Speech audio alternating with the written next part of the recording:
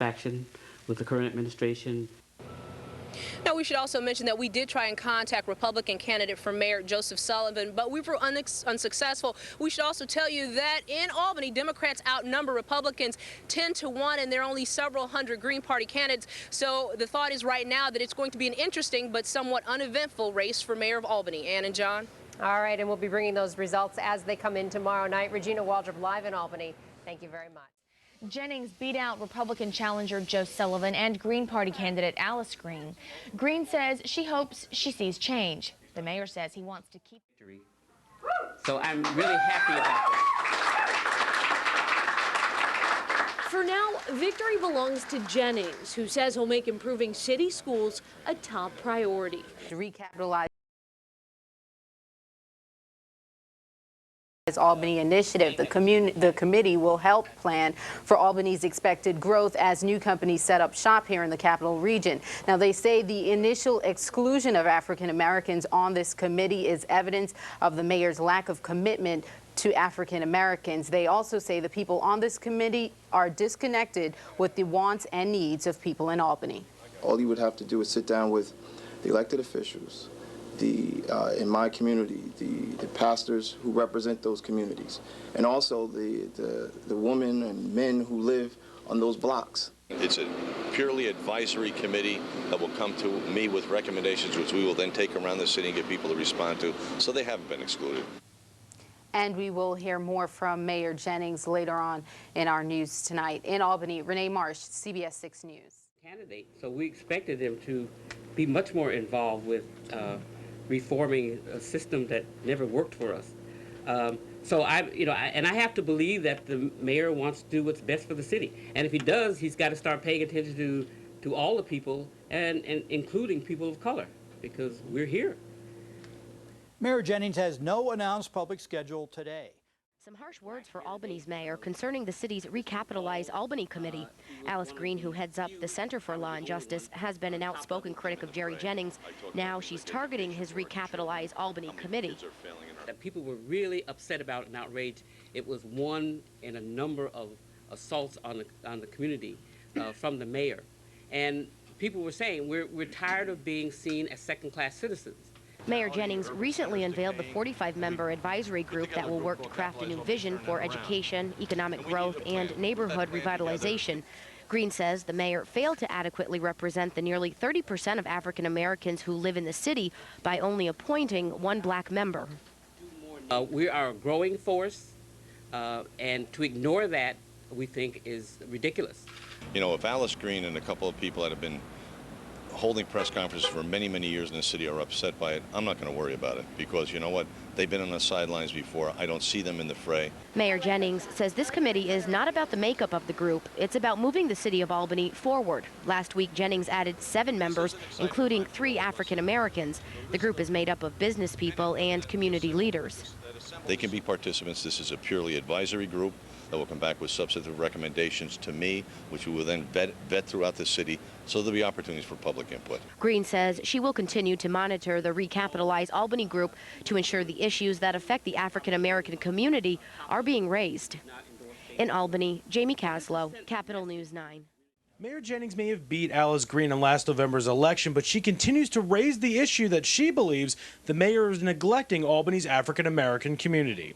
He included 45 people, but failed to virtually exclude African Americans from that particular committee. That committee is the mayor's Recapitalize Albany committee, formed last month with the goal of revitalizing economic development. Initially, the makeup was mainly white professionals, some of whom didn't even live in the city. Last week, 7 more people, including 3 African Americans, were added, but this group today believes there is still not enough representation of the community itself. He also indicated that he wanted to move beyond the issue of makeup of the committee and to talk about mission, and indicated that there really is it's not really important. The makeup is not really important. We disagree with that. Some in the community believe the mayor made the additions to the committee as a response to previous criticism. In Albany, Walt McClure, Fox 23 News. Now, despite concerted efforts, we were unable to reach the mayor for comment before this newscast. And a county legislator say it's not enough. and that the committee still doesn't match up with the population. Mayor Jennings tells News 10 this is the same rhetoric he's heard for years and shot back at the group by saying that instead of getting involved, they only sit back and criticize.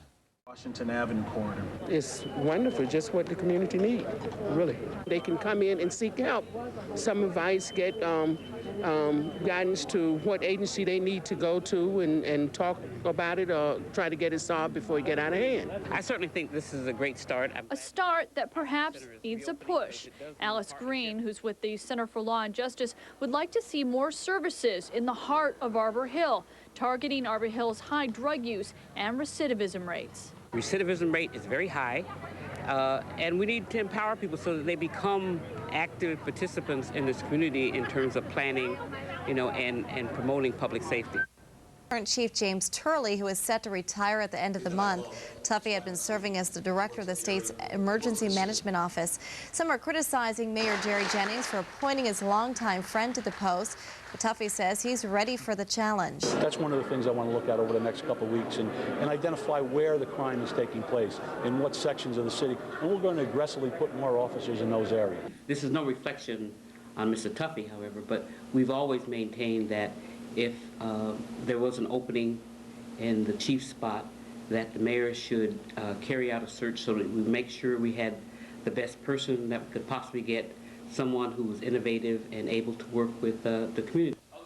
Mayor Jennings says Tuffey's qualifications speak for themselves. Tuffey's brother Kevin and his uncle John have both served as chief of the department. And carrying the department into the future will be James Tuffey, former director for the State Office of Emergency Management. Jimmy's got much more insight than anybody else would have about the department, the city, what the community needs. So he's well on his way to just keep moving this place forward. But for some, like activist Alice Green, moving Albany forward means addressing problems ingrained in the city. Figure out how we can both promote public safety, but also protect the rights and protect our children from going into the criminal justice system. Albany Mayor Jerry Jennings wants Tuffey to stay the course. Just stay aggressive dealing with crime here in the city. Get the message out. We're partners here in the neighborhoods. We want people to work with us, but we're going to continue to do what we have to do, and that's fight crime. And Turley wants citizens to hear more from police, to know they're living in a safe city. I would say that that's a good first step or project for Jimmy. May be familiar, but 52-year-old James Tuffey says changes are in store for the city of Albany. For too long, those who want to cause undue harm to our citizens have had the perception that they are in control. They are not, and I have a surprise for them. That includes the city's youngest residents. The former state emergency management worker says he owes it to Albany families to prevent kids from committing crime rather than just punishing them for it. We're the end of the food chain. We need to figure out how to break the food chain down earlier so these kids don't get into the law enforcement end of it. Possible only through partnership, Chief Tuffey says, between the school district and the police department, a pledge the leader of the Albany Center for Law and Justice has been waiting to hear. This is a community. The school is part of the community. The police is part of the community. And we all need to work together to make sure that we do what is needed for our kids. Thanks for the bitch. The hundreds of well-wishers at Monday's swearing-in are proof that James Tuffey already knows much of his jurisdiction, but also a new promise to everyone else that they'll be able to put a face with the name. I want to go back and I want to meet the homeowners, and I give you a guarantee, and I give the people, that I'll be visiting their houses just to say hello to them. That's the way I am. A new regime begins in Albany. Abigail Bleck. Decided that she was going to stand and carry out the fight for equality. The woman known as the mother of the civil rights movement passed away last night at the age of 92. Almost 50 years ago, Parks made history by refusing to follow the law and give her bus seat to a white man in Montgomery, Alabama, an act that could have gotten her killed, but instead triggered the Montgomery bus boycott, earning her a defining role in the movement. Local civil rights activist Leon Van Dyke met Parks many times over the years, something he considers an honor. When she walked in the room, the entire room, every time, stood up and clapped. Before she became famous for taking a stand, Parks worked as a seamstress for the family of Helen Wesser and Sarah Byrne. She was a person that you never would have thought would have been a mover and a shaker. You know, she's just a quiet, nice lady. She was one of these highly intelligent, savvy women. She came to our house to make a living. She was probably excellent at everything she did. While many who knew her or simply admired her are mourning her loss, they say her legacy will always live on. What she gave us, even though in body she's not here, we'll never lose that. She's truly, truly, truly our Joan of Arc, without a question. In her lifetime, Rosa Parks received dozens of awards, including the nation's highest civilian honor, the Congressional Gold Medal. She died of natural causes, surrounded by friends at her home in Detroit. Ann and John. Of Albany's Center for Law and Justice and candidate for Albany mayor, believes Rosa Parks deserves all the honors bestowed upon her. She says Mrs. Parks never intended to change the course of history when she refused to give up her seat to a white man on a Montgomery, Alabama bus back in 1955.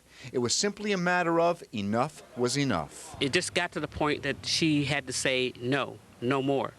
I've suffered enough of these indignities, and I really want to be free, and this is where, do what you will, but this is my stand, and I'm going to take it.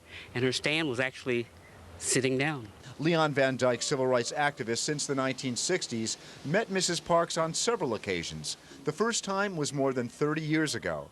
He recalls how even in the presence of other civil rights greats, Rosa Parks was revered. I was at the Institute for Policy Studies, and this is where they had the meetings down in D.C. And you had people like Ralph Abernathy, Stokely Carmichael, Bill Kunstler, some of these names, some people, but these were giants within themselves. And when she walked in the room, everybody stood up and clapped. Both Green and Van Dyke agree that Rosa Parks had a profound and lasting effect on this nation. It's starting to phase on a lot of people that this woman really opened up a whole new world for everybody. She changed the South and indeed this country when it didn't want to change. In Albany, John Allen, News Channel 13. Political candidate. He ran for New York State governor on the Green Party ticket, along with Albany native Alice Green, who ran for Albany mayor just this past year.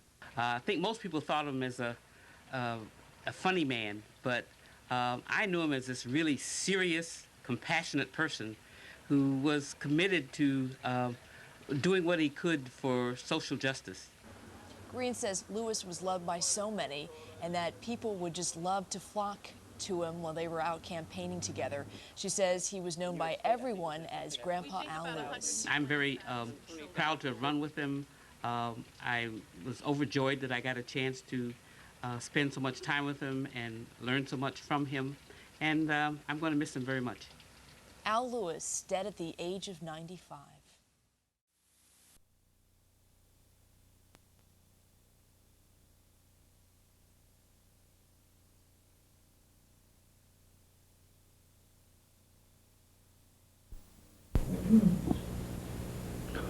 Hi, I'm here to talk to you about prison and the fact that there are a lot of us in penitentiary. I started out in juvie, probably as you did. I didn't have nobody who liked me. It was kind of rough. I learned a lot of shit, though. Useless shit. I mean, they taught me how to rob a bank. Click. Taught me how to extort. How to set fires.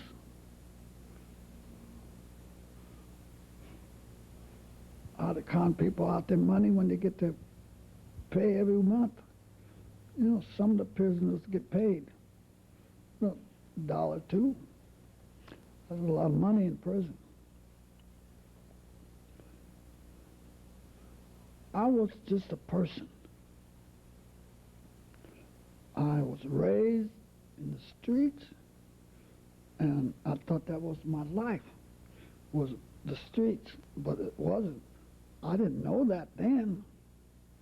I didn't know that until I'd done about 26 years, I think, in the joint, as they say.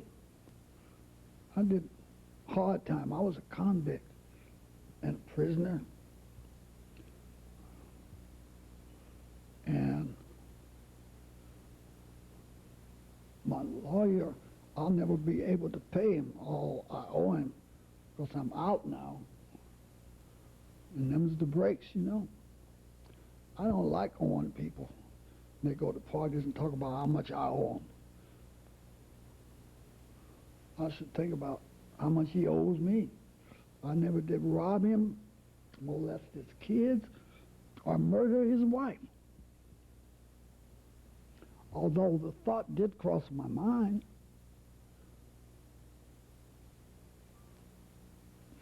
Huh? Oh, I got another big one. I had a wife when I first came here back in '52.